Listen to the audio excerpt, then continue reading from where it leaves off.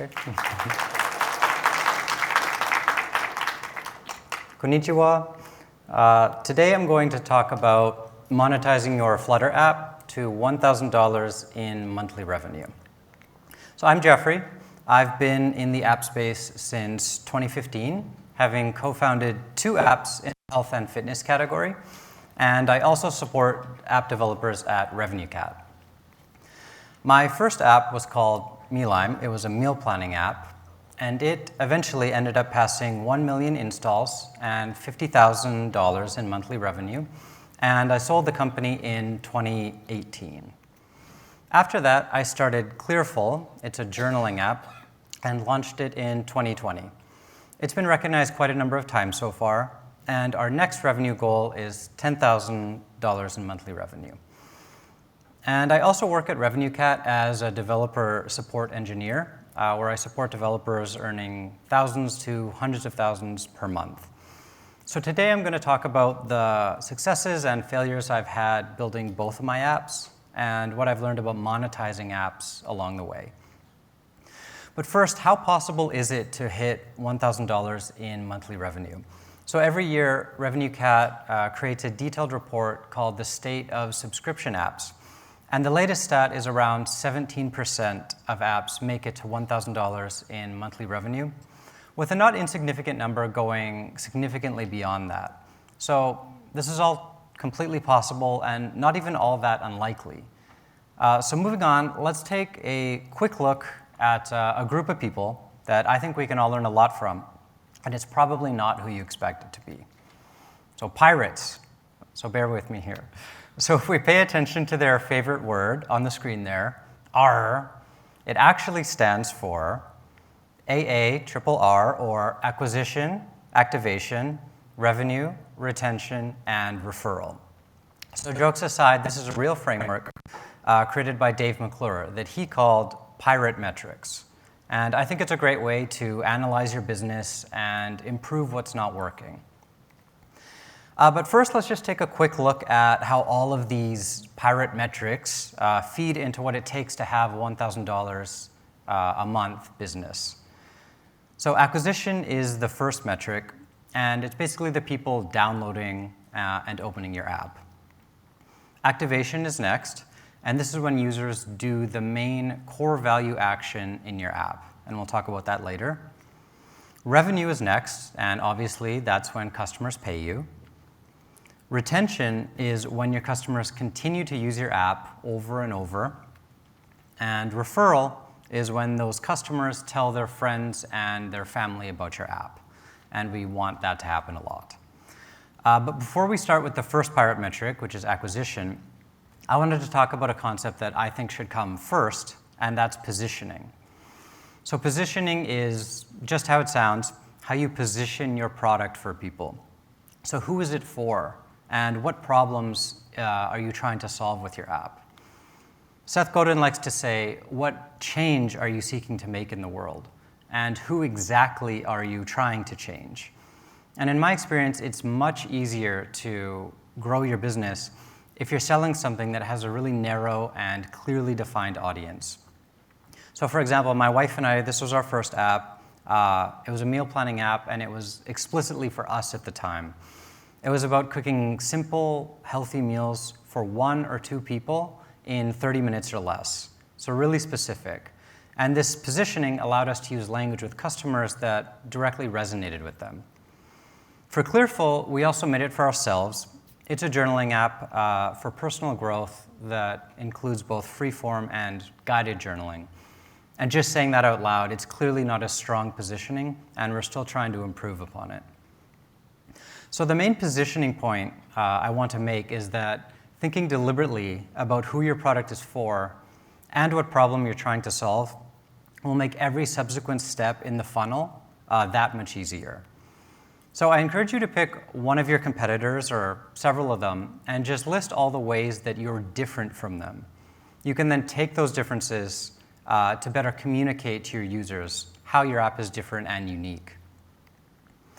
So now we're at the first real pirate metric, which is acquisition. And acquisition is all about getting people in the door. And it's so important that the key takeaway I want to make for this point and pretty much in the whole talk here is that you should aim to spend half of your time on this step. So Gabriel Weinberg and Justin Mears wrote a great little book back in the day called Traction, and I borrowed this idea from them. This is one piece of advice that I have a lot of trouble following because as a developer, all I want to do is build new features. But the nature of the app business is you really need a strong top of the funnel in order to make the math work. So for example, typically 1% to 5% of people that download your app are going to end up paying you. And because app pricing is relatively low, especially in Japan, a bit of math tells us that 5 new users a day just isn't going to work. You need to think about acquisition channels that can give you dozens or hundreds of new users per day. And you only need one channel to really work well. You'll want to experiment with lots of channels, but when you find one that works, just keep going with it. And most don't even find a single that works well. So let's quickly go through each of the main acquisition channels that I've identified. So the first is App Store Optimization, or ASO, which is basically SEO for apps. So in my experience, ASO has become much more competitive and difficult over the years. But when it works, it can still drive hundreds of downloads per day for free. So it is a really important channel that you should take a good look at. At a high level, ASO is about researching keywords and trying to rank for them.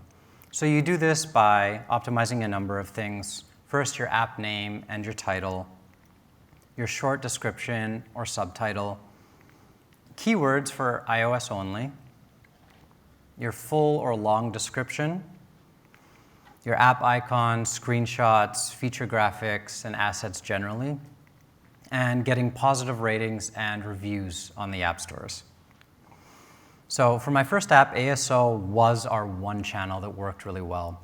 We ended up ranking for really high traffic keywords like meal plans and meal planning and recipes. And we had 1,000 downloads per day per store that came in every day. So it was the one channel that worked really well. And we never had to think about acquisition beyond it. It was a really great time. It's been a lot more difficult for Clearful, my second app. We've done a lot of testing, and I've only managed to get around 50 to 100 downloads a day from ASO. It's not nothing, but we're still working on it, but it isn't likely so far to be the one channel that works for us. So if you haven't dug into ASO yet, the first thing I'd suggest is signing up for an ASO service. There are a lot of them out there, and they're generally quite expensive, but most have a free trial. So just use that to get started. Research your keywords and your competitors' keywords, and try to find high-volume, low-competition keywords, if possible. And then update your title, your subtitle, your keywords, and your description to be more keyword-focused, and then see what happens over the next few weeks, and just repeat that process. So next up is App Store ads. So both app platforms have native ads. You have app campaigns on Google Play and search ads on the App Store. And the ads appear directly within each store. In the case of Google Ads specifically, they also show on Google Search, on YouTube, and partner networks, so the reach can be quite wide, and quite a bit wider than search ads generally. So I see 3 core ways that ads can help. The first is really obvious, acquiring new users, which is what we're talking about here, acquisition. The second is helping with ASO and organic search. So ads that convert really well can give a signal to the platform that your app is relevant to the keyword, thereby improving your organic ranking, which is what we want.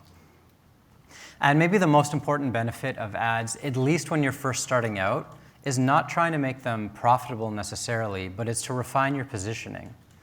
So for example, you can test how different keywords map to different screenshots and titles, and then how those users end up converting to paid customers. So this is how we've used ads so far. We haven't quite been able to make them profitable, but they're not that far off. But we have used them to test messaging and screenshots, and we've learned a lot in the process. So if you haven't given ads a try, it's really easy to get started, particularly if you frame it in your mind as an exercise in positioning. Both platforms can automatically create ads for you based on your app's listing. So ensure that you've filled everything out in your app's description. It is really easy to overspend on ads, which is probably by design. So create a daily budget and start the campaigns. And then take what you've learned and optimize your main store listing, and consider creating custom store listings for the different audiences that you identify in the process. And then just like ASO, just keep trying. The next channel is content marketing, which is about creating blogs, articles, graphics, videos, podcasts, and so on, in order to solve a problem for people, while at the same time promoting and introducing them to your business. The key to content marketing, again, goes back to knowing who your customers are, which is positioning, and creating things that they'll find helpful. Content marketing is actually how my first app got our first customers. I pitched Lifehacker, which was a big blog back at the time, an article idea. And I still remember the day it went live. We had over 4,000 people sign up for an extended free trial of our service, which I offered in the article. It was a really exciting day. And this one article moved our revenue from $50 a month to $2,000 a month. So it was a really big early win for us. Content marketing starts with, again, understanding who you're positioning, who your product is positioning, and who it is exactly that you want to reach. And then find out where those people hang out. So for Lifehacker, a subset of our audience was on there, so it was a great initial spot for us. And then try to get your content in front of these people. So next up is probably everybody's favorite, because we actually get to build things. Engineering as marketing is all about building relevant tools to introduce people to your app by solving a problem that's related to your business. It can also pair really nicely with content marketing, because you can create the tool, and then you can write articles about the tool. So to try this channel, look to your app for ideas. A good thing to look at is there an individual feature that you can spin out into a separate tool outside of your app? And remember to keep them as simple as possible, because a simple tool is both easier to build and easier to market, and you'll likely want to create a lot of these tools to see which one works well. So next up is probably everybody's least favorite, which is press and public relations, which is about storytelling and creating a narrative that journalists and App Store editors want to talk about. I ignored this channel for a really long time because my impression of it was kind of a stereotypical, boring corporate press release. But I've come around, and I think there are two main ways that press is really important. The first is it encourages you to always be launching something. So instead of just continually updating your app and not telling anybody about it, try bundling those features into a release that you can then talk about and pitch journalists. And second, there are so many events nowadays, official and unofficial days, months, holidays, all around the world. And you can create custom themes and assets for these events, and then give journalists a relevant story that makes their job easier and that ties back to your app.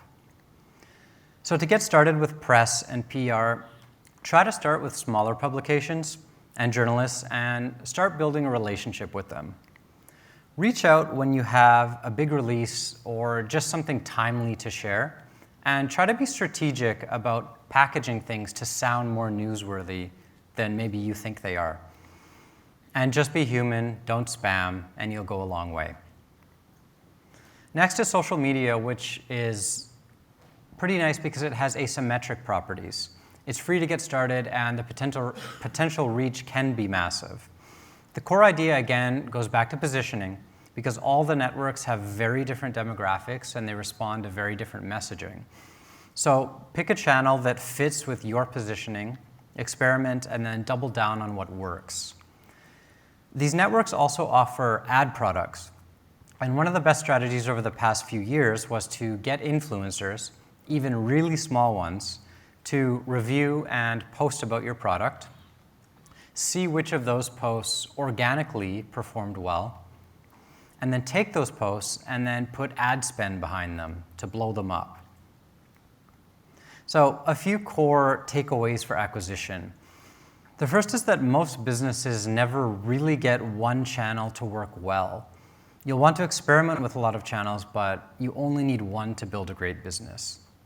So while we all love building things, try to make it a goal even if you never reach that goal of spending 50% of your time on acquisition. Even if practically your time goes from 0% to 5%, that's a really positive shift. And don't forget about positioning, which will give you a good idea of where your customers hang out and which channels you might want to try. So now it gets more fun. We have people that have downloaded our app, and now we're on to activation, which is the process of turning that curious download into an actual user of your app. This is where the aha moment comes in, where it clicks for a user exactly what your app does and how it's going to help them. And we get to this moment by defining our core value action. So what is the main thing that your app does? If users could only do a single thing in your app to understand what it's all about and how it can help them, what would that thing be? You should really think about that.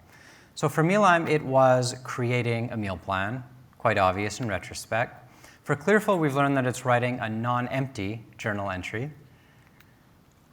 So the general idea is to get the user to your core action as quickly as possible. But you do have to ask, are they ready to do your core action? So personally, I found that it's often the case that the user isn't quite ready to do the thing my app does when they first open it. And if I push them to try to do it, they just tend to close the app and not come back. So this is where warming up the user with an onboarding flow can be a really valuable thing to add to your app. An onboarding flow is a sequence of screens shown before the user is in the main part of your app. And they're designed to reiterate the core value of your app. They can also get users to incrementally take more action in preparation for the main core value action of your app. But onboarding flows introduce friction into your app, and the idea is a bit controversial. Some people say that you should have as little friction in your product as possible, and you should just allow users to explore your app immediately. But then you have examples like the ones on the screen of very long onboarding flows that clearly work well because these are big companies and they've kept them in their products and they've experimented.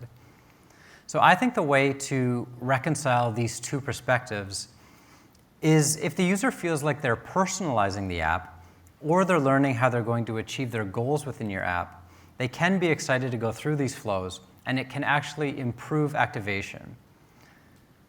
So for my first app, we initially just had a single screen the user saw when they first opened the app. But then we did a lot of testing, and we added more and more screens, each of which pointed out a different benefit of the app.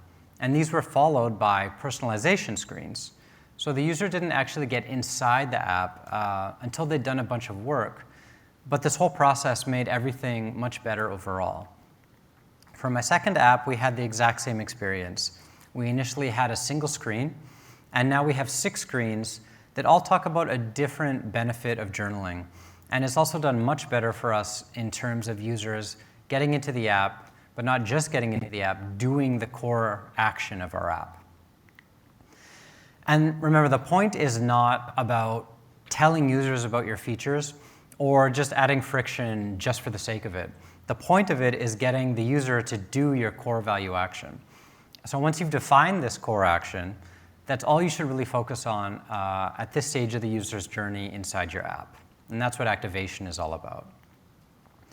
So to wrap it up, you really should have analytics in your product to know what's working and what's not working.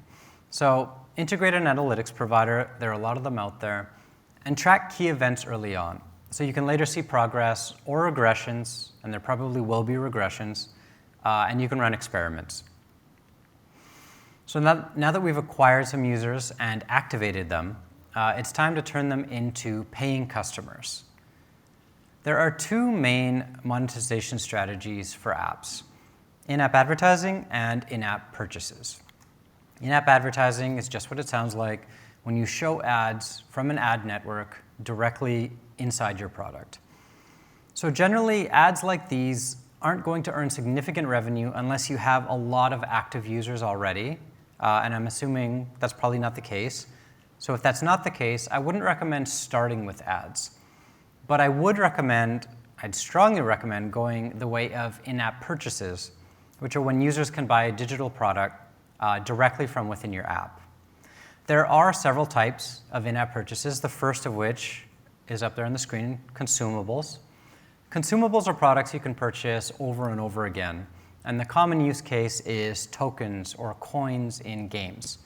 If you're not creating a game, I generally wouldn't recommend starting with consumables, but you can look at them later. Next up are non-consumables, which are items that can only be bought once and don't expire.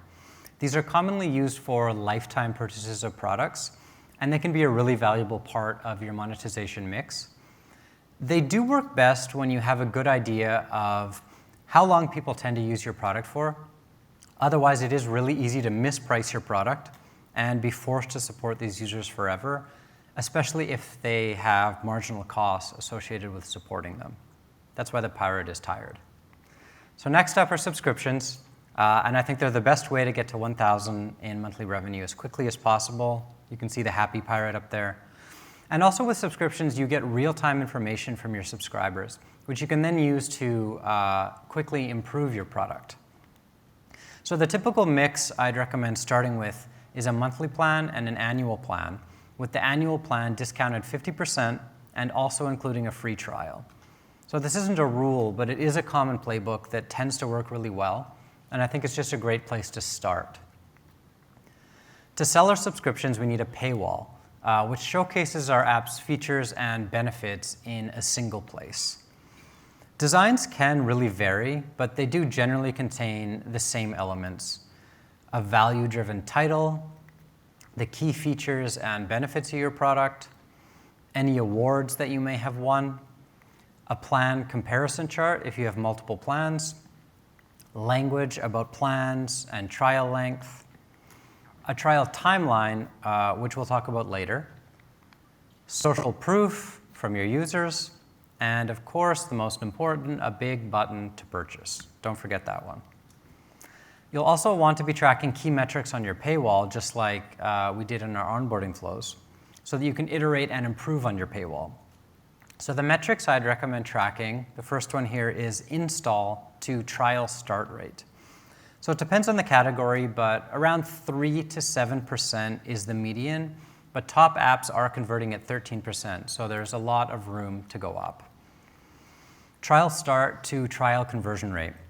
37% is the average, but again, this heavily depends on category and how much you've optimized it. The overall install to paid conversion rate. A decent rate is 2%, and if you hit that, you're doing okay, but there is lots of room to iterate and improve.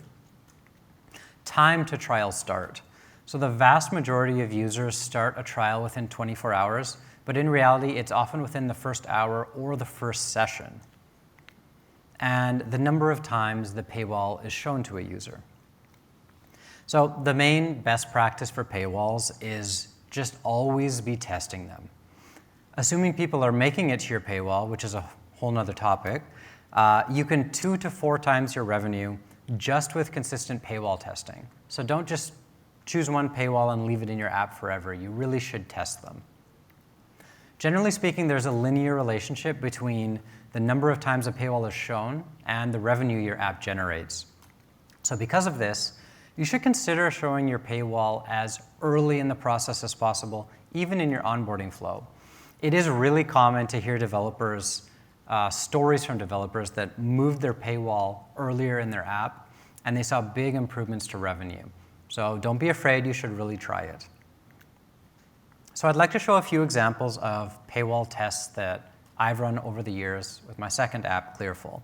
So this is the first one. It was a relatively long-form page that talked about features and benefits, and we iterated a lot on this paywall, and it was a successful test compared to our first paywall, which was really simple.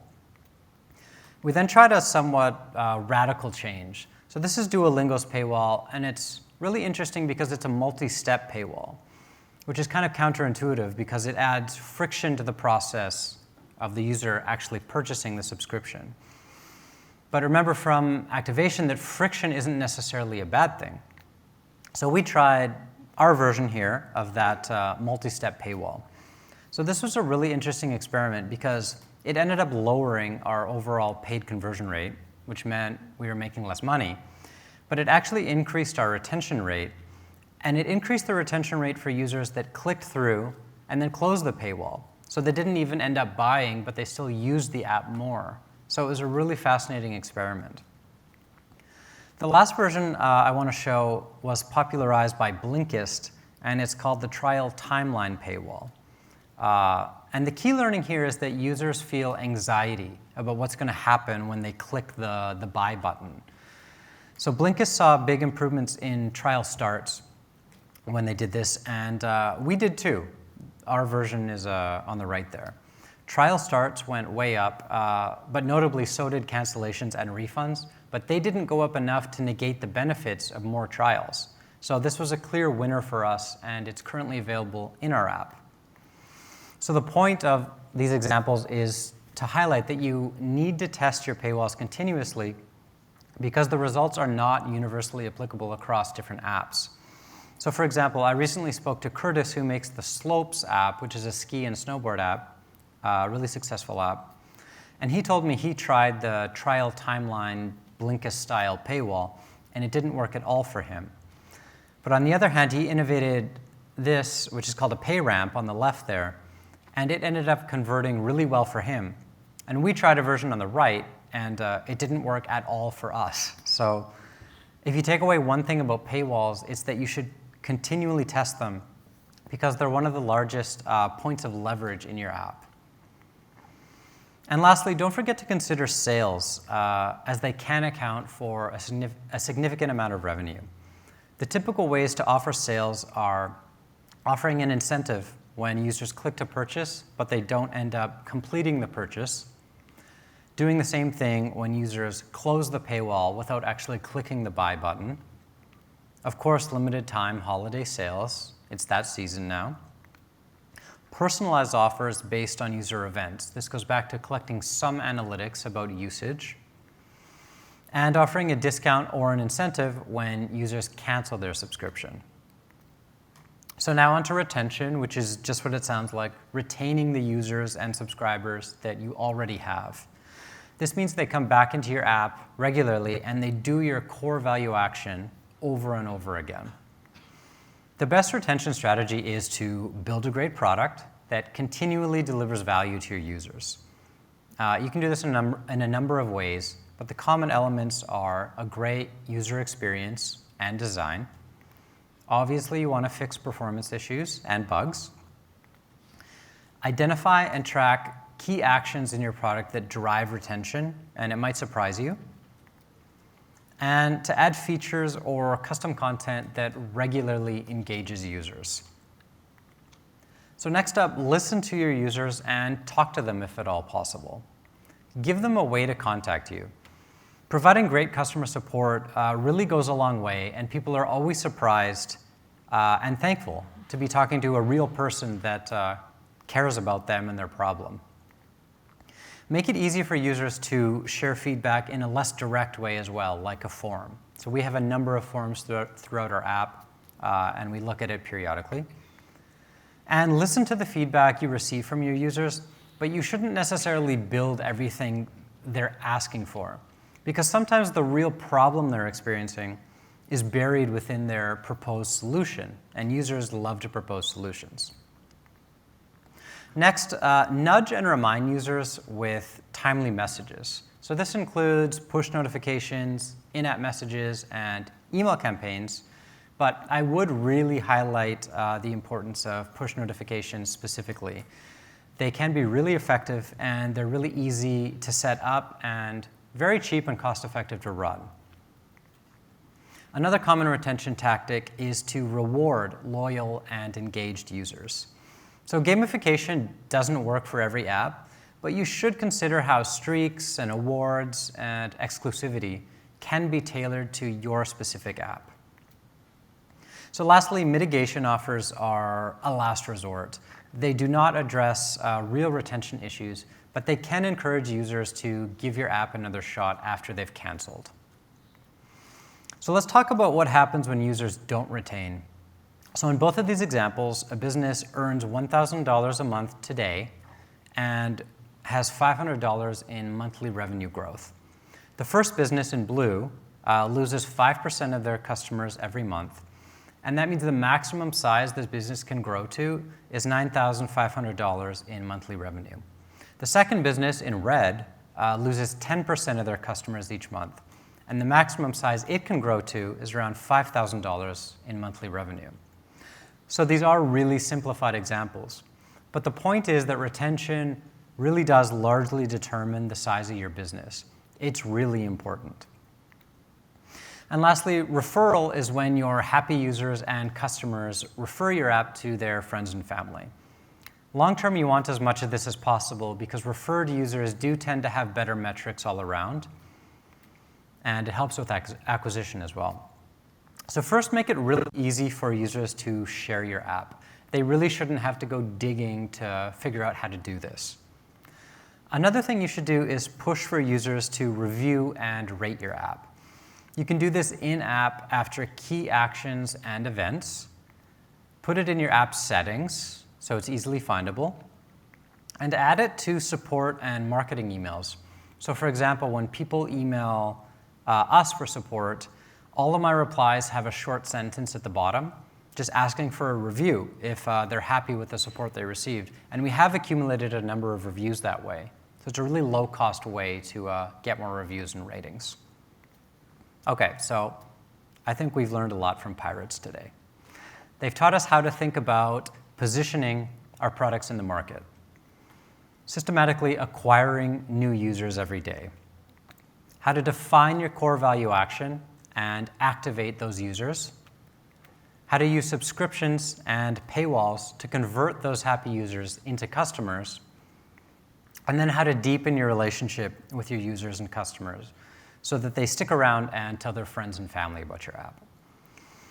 But despite everything I've said today, please keep in mind that all of it is wrong.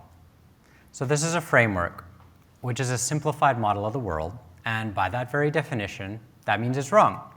But that doesn't mean it's not useful. So take, nothing I've spoken about today is a rule. So take any of the items, add them, remove them, apply them to your app, and just see what works. And remember that engineering, developing your product, is only one piece of the puzzle. Building a business requires new skills, and those skills are just as important as actually building the app. And the more that you work on those non-engineering tasks, the faster your business will likely grow. So when you're thinking about what to work on next, just think about this guy. Arigato.